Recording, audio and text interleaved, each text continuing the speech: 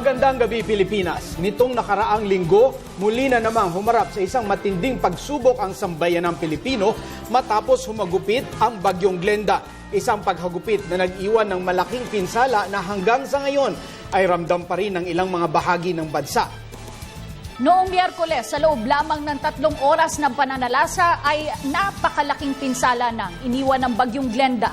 Kaugnay nito halos 100 katao na ang naitalang nasawi habang ilang syudad pa rin sa bansa ang kasalukuyay bumabangon sa mga natamong pinsala.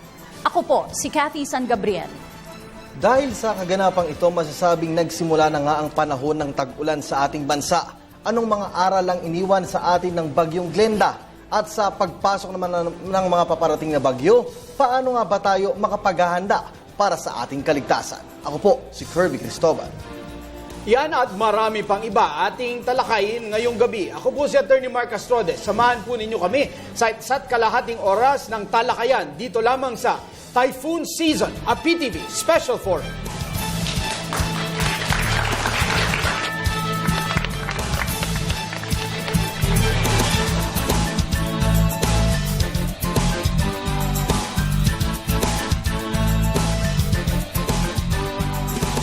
Nito lamang Miyerkules, muli na namang nakaranas ng isang mapaminsalang bagyo ang ating bansa. Ito ay matapos hagupitin ng Bagyong Glenda ang mahigit kalahating porsyento ng Luzon at ilang bahagi ng Kabisayaan. Tinatayang humigit kumulang 1.6 milyong katao ang napinsala sa loob lamang ng ilang oras nitong pananalasa. Kaugnay pa rin ito sa lakas ng paghampas ng bagyo, naging dahilan nito ng pagkabuwal ng ilang mga puno at ilang poste ng kuryente. Bagay na naging dahilan ng pagkakaroon ng problema sa elektrisidad ng karamihan sa mga naninirahan sa Metro Manila. Ayon sa tala ng National Disaster Risk Reduction and Management Council, nag-iwan ito ng 74 na bilang ng nasawi. Higit na 300 taong nasugatan at hindi bababa sa 5 ang nawawala. Mahigit 7 bilyong piso naman ang halaga ng buong pinsala, partikular sa infrastruktura at agrikultura. Kasabay ng pagdaan ng bagyo, mahigit 50 flights ang nakansela at 2 eroplano ang nagkaroon ng danyos. Dagdag pa nito, sa kasagsagan ng bagyo, tinatayang 70% ng Luzon ang nawalan ng kuryente, na ilan sa mga lugar na ito tulad ng probinsya ng Quezon ang patuloy na nakararanas ng brownout at maging ang linya ng tubig ay naputol. At ngayong linggo, namataan ng pag-asa ang pagpasok ng isang bagyong pangalang Henry sa bansa. Ano naman ang paghahanda ng pamahalaan para sa paparating na bagyo? At ano ang mga lagay ng rehabilitasyon ng mga kababayan nating napinsala ng Bagyong Glenda? Uli, sama-sama nating himayin at talakayin ang maiinit na issue dito lamang sa Typhoon Season, a PTV Special Forum.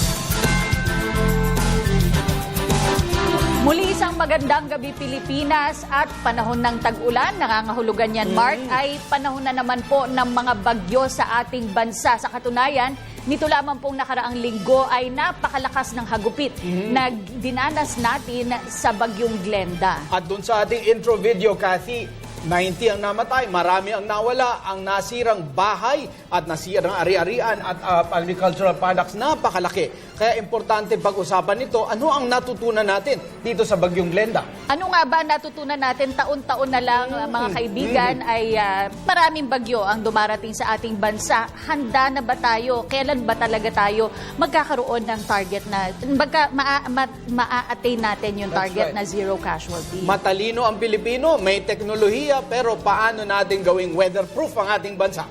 Yan po lahat ay ating tatalakayin ngayong gabi, kaya ipakilala na po natin ang ating mga panauhin. Mula po sa National Disaster Risk Reduction and Management Council, Executive Director Yusek Alexander Pama.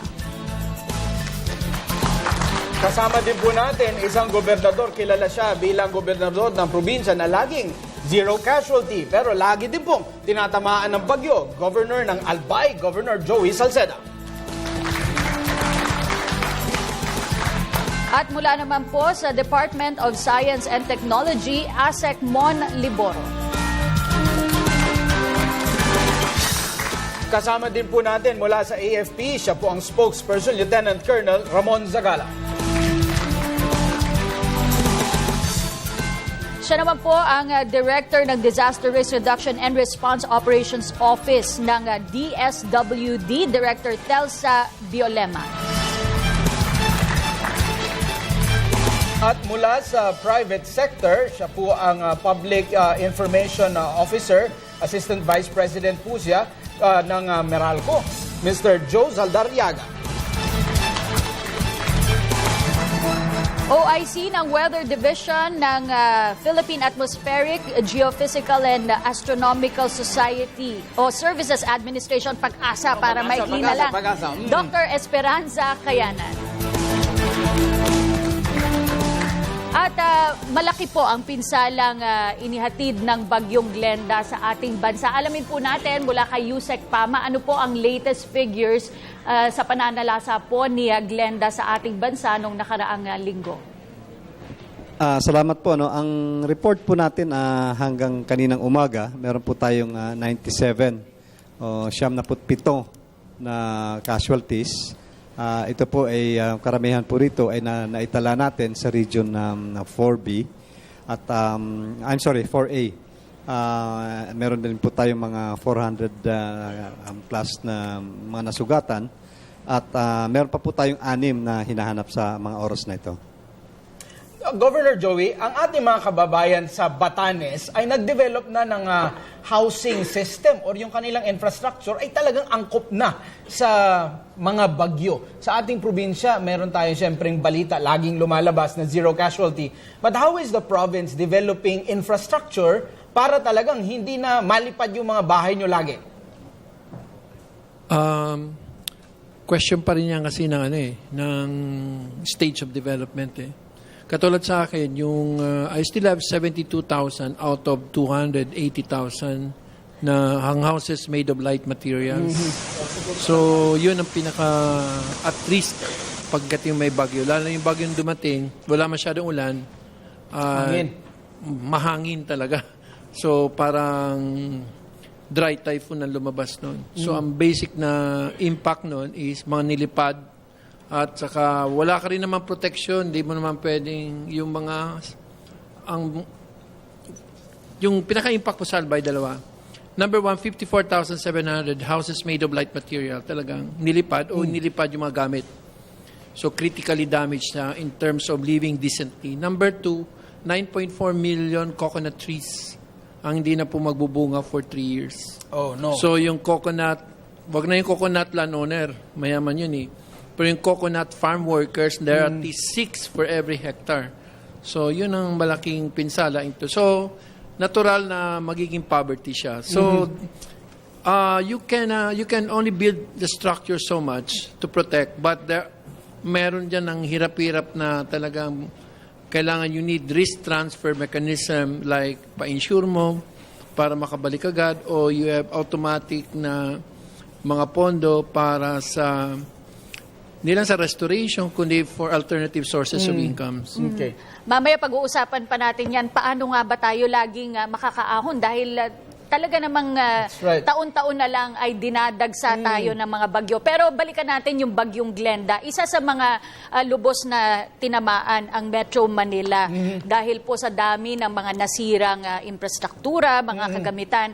At matagal pong yung iba nawalan ng kuryente. Hingan po natin ng update si Mr. Zaldarriaga. Kamusta na po ang kuryente sa Metro Manila at mga kalapit lugar? Tama yung binanggit mo, Kathy. Napakalaking pinsala talaga ang nangyari sa amin dito kay Bagyong Glenda. In fact, nung ito'y tumama sa amin, yung initial hours matapos itong lumabas sa ating bansa. At nung aming i-assess, ang naka-up lang na volume of customers na may kuryente ay nasa 100,000. And considering na meron kaming around 5.3 million customers. So from that low base, unti-unti kahit papano ay gawa namin yung kaukulang repairs na kailangan ipatupad. Kasama na din dito yung close coordination with the system grid operator, which is NGCP. Dahilan yung facility naman nila sa south ay naapektuhan din. So walang pumapasok na power plants dun sa mga unang araw. No? So lahat ng source ay kinukuha namin mula sa norte.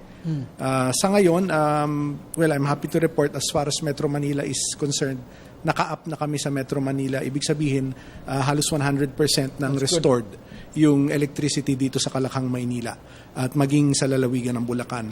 Ang area of concern na lang namin ngayon ay dito sa southern portion ng aming franchise, particularly po sa Quezon, kung saan medyo nasa 65,000 customers pa rin namin ang walang serbisyo ng kuryente. Pero patuloy yung aming restoration efforts, so hopefully in a couple of days, from the current around 200,000 level na wala pa rin pong ilaw sa ngayon, ay maibababa na ho namin ito. Nabanggit po, Cathy, ni Governor Joey na dry typhoon. Ito, tanong ko kay Ma'am Kayanan. No? Ma'am, ang ating pag-asa forecast ay in-appreciate ng marami dahil naging accurate. Pero na-predict po ba natin na talagang ito ay magiging hangin at very little rain ang darating na dapat naghanda para sa hangin instead of rainfall? Okay. Napaghandaan po natin o nakapagbigay po tayo ng impormasyon tungkol sa strength nitong bagyo na ito. Dahil paparating pa lang po ito, sinabi natin na una naging storm and pwede pang ma-develop into typhoon habang nandun pa sa karagatan. So yun pong strength ng hangin ay naibigay po natin. Tungkol naman po dun sa ulan, ang ibinibigay po namin ditong impormasyon, moderate to heavy rainfall lang po doon sa within the radius ng ating bagyo. At nakikita po natin na talagang malakas yung hangin while it is approaching. At ang nangyari pa nga po, kahit nag-landfall na po, nasa typhoon intensity pa rin ito at hindi ito nag-slow down kaagad into storm. Ang usual po na behavior ng ating bagyo, once na ito ay nag-landfall, ito ay hihina. So, ang nangyari po dito kay Glenda, kahit nag-landfall na siya, may dinaanan siyang katubigan doon pagkalagpas ng Albay. So, nakakuha pa siya ng tubig or ng energy from the waters. Kaya ito ay hindi agad tuloy-tuloy na nag-weekend. So, wala rin pong malaking bundok na dinaanan kaagad dito para mag-weekend. Kaya na-maintain po yung strength ng ating bagyo. Tanungin naman natin si Director Biolema ng DSWD. Kamusta po ang naging operasyon ng Department of Social Welfare and Development noong panahon ng Bagyong Glenda at maging ngayon? No? Meron po tayong bagyo ngayon, si Bagyong Henry. Isa po sa magandang ginawa ng ating NDRIMC ay magkaroon pong ganoon ng ating Technical Management Group. At ito pong grupo ng ganyan, ito ay binubuo ng ating DOST, ng Pag-asa. Siyempre po, sa leadership po ng ating Undersecretary ng ating NDRIMC, si Yusek Pama, kabilang na din po ang DILG natin. Kami pong ganoon bilang isang grupo, ang Pag-asa nga pong ganyan ang nagbibigay sa atin ng kaukulang impormasyon. Saan dadaan ang ating bagyo? Ano-ano yung mga bayan o probinsya na maaring tamaan niya. At kami naman po sa pamamagitan din ng DILG, yun pong ganyan ay nagpalabas ng mga impormasyon para kung ganyan ma-advise yung ating mga mayors. Kami naman ho sa DSWD, kami din ay nagkaroon ng text brigade po kaming ganyan para ipasa po sa kanila ano ang lakas nitong bagyo na ito, ano ang hangin, saan dito magkakaroon ng tawag nating ganyan na saan tataas ang mga low-lying areas na yon dahil sa bugso po ng ganyan amount of water natin. Kaya po yung ating mga pamilya ay nakapaghanda sila. nagkaroon po ng mga preemptive evacuations sa ating mga local government units natin at meron po tayong mga evacuation centers ang nangalaga po niya ng ating local government. Kami naman pong ganoon, ang aming mandato ay magbigay ng kagyat na pagkain para sa kanila. So sa kasalukuyan po ay patuloy yung pagbibigay natin ng ating mga relief goods at gayon din po ay meron pong level of stockpile o level pong gano'n ng standby fund na ang ating mga regional offices. Pag ito pong ganyan ay nabawasan dahil po silang ganoon ay nagbigay ng relief goods sa ating local government, kaagad-agad pong ganoon ay nagbibigay ang ating pamahalaan ng kaukulang pondo. Okay, from the AFP or side ng AFP, gusto natin itanong kay Colonel Zagala, ano ang paghahanda ng AFP para doon sa Bagyong Glenda, Colonel? Nung nakuha natin yung report na parating ng Glenda, no, yung mga units na kung saan dadaan itong bagyo na to, na-alert na natin yan, no, especially dito sa Southern Luzon Command Area. At they were prepared to respond when needed. No. Kami naman sa AFP, basta merong natural calamity na parating, we always prepare and respond accordingly. No. We report to the NDRMCC and the provincial disaster response na kailangan na makukuha sa amin. Because the AFP, ang pwede namin mabigay talaga dito is a lot of our rescue capabilities are available throughout the three services, sa Army, sa Air Force, sa Navy. Pero a lot of it really, lalo na sa affected areas, ay manpower and mobility. Asek Liboro, ang Pag-asa po ay nasa ilalim ng DOST, pero meron din po kayong Project NOAA na accessible po sa internet. Pero how do we make this information available to everybody, lalo na po doon sa ating mga kababayan na wala pong access sa internet? Salamat sa tanong mo, Cathy. No? Yung pong Project NOAA ay dinisenyo upang to enhance or complement po yung delivery ng Pag-asa weather information. No? So lahat po ng datos, lahat po ng forecast po ay nanggagaling po sa Pag-asa. Ang ginagawa po ng Project NOAA ay nakapag-provide po ito ng mga dagdag na detalye at nakakapag-provide po ito ng magaganda rin na visualization para po sa inyong kapakanan. Ang pinakamabisa po talaga na paraan para po mapakinabangan ng Project NOAA ay yung napapanood yun na rin po pagkat napakarami po sa mga media outlets po natin ngayon ang gumagamit na rin itong mga visualization at itong mga datos mula po dito. Maging nga po yung CNN nitong huli, no, yung pinapanood na po ng marami, ay ginamit po itong Project NOAA, no, upang mapakita po yung Doppler radars ng Pag-asa, mapakita po kung ang sitwasyon po ng bagyo. So, ito po yung sabi nga natin, yung complementation ng lahat po ng ginagawa sa loob ng DOST. Alright. At ibalik natin sa ating kasama si Kirby Cathy para sa mga katanungan from our studio audience. Maraming salamat, Attorney Mark at Cathy. Sa mga oras ito, i-welcome mo natin yung ating mga bisitang estudyante. Galing po sila sa iba't ibang universidad at kolehiyo sa ating bansa. Welcome po sa Channel 4. Unang may katanungan, galing po sa PUP Santa Mesa, si Jana Mendoza. Jana? Good evening po. So, yung question ko po is para po sa Pag-asa. Ma'am, yung question ko po is based on my experience. Kasi po, naging ugali na po namin na mag-check po lagi sa website ng Pag-asa. So, nakakalungkot lang po na nung nakaraang bagyo, sa tuwing mag-check po kami ng website, hindi po kami maka-access. So, pwede po ba naming malaman kung ano po yung naging problema? Okay, maraming salamat sa iyong katanungan. Yan talaga ang naging problema namin. Marami nagre-reklamo na hindi maka-access ng website namin. Kasi, kagaya ng pagganyang may bagyo, talagang halos lahat dito sila tumututok. At yung bandwidth namin ay, ang term nila doon ay nabibilaukan. So, hindi na kaya, yung dami ng nag-access, hindi na kaya ng bandwidth na allotted sa amin. So, nagre-request kami na lakihan yung aming bandwidth at saka meron tayong project na iGov na ipapatupad. So, ito ang magbibigay ng malaking bandwidth para sa Pag-asa. Hindi lang doble, hindi lang triple. So, napakalaki na makakaya na nito na magbigay ng serbisyo kahit may bagyo. So, sa ngayon, habang wala pa yung iGov, meron na kaming request dun sa service provider namin na tuwing may bagyo, hindi na namin kailangang mag-request. Automatic na lang na talagang lakihan kasi para makapagbigay kami ng serbisyo sa publiko.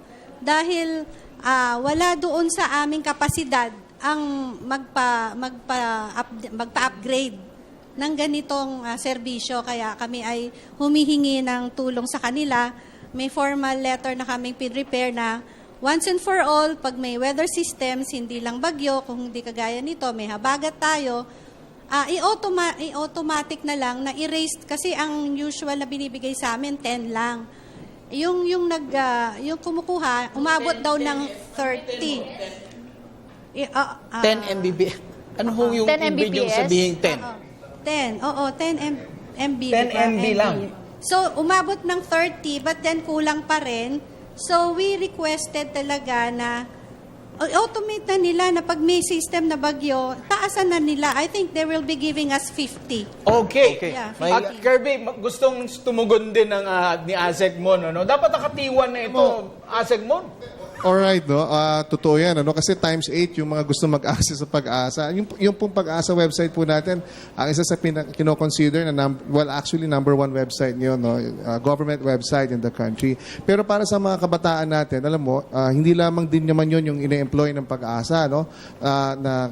Doon sa inyo na nasa social media, yung Twitter niya at yung Facebook, sundan nyo yun. In fact, nitong height nitong Glenda na yon, lahat ng mga information kasi namin, yung mga video, mga kina-capture namin yung mga images, no, ng mga satellite at yung radar, ina-upload natin sa Facebook yon, no, so at sa Twitter, so makukuha nyo kaagad din yon, no, so yung mga bite-size information na kailangan nyo, pumunta kayo rin, maging member ng Twitter at Facebook. Are we giving them additional budget to increase their subscription bandwidth?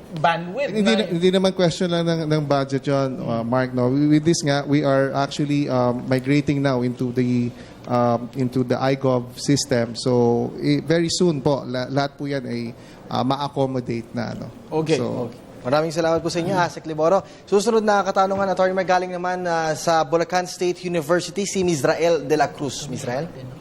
Good evening po. Ako po si Mizrael ng Bulacan State University. Ang tanong ko po ay para po kay Dr. Kayanan. Gaano po ba katotoo na mas malalakas pa yung bagyong mararanasan ng bansa natin sa mga darating na araw?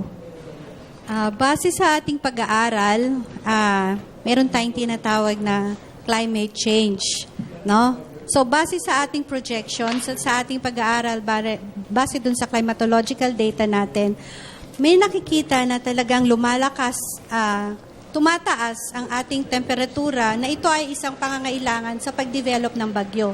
So, mas mataas yung temperature natin, mas malalakas na bagyo ang madidevelop kasi ito yung requirement nga sa intensification and development ng ating mga bagyo. So, yun yung nakikita natin. So, it is projected na ito na yung nagiging normal na occurrence natin eh. Malalakas na yung bagyo natin. So, yung karagatan natin, once na mas matataas yung temperature natin, mas ma-enhance yung formation at yung intensification ng ating bagyo. Ito na nga ang new normal. And given this, what can we do? At given na nga yung mga bagyo sa ating bansa eh. So, we have to be creative. We have to be, yung maagap. So, pag-uusapan natin yan sa aming pagbabalik.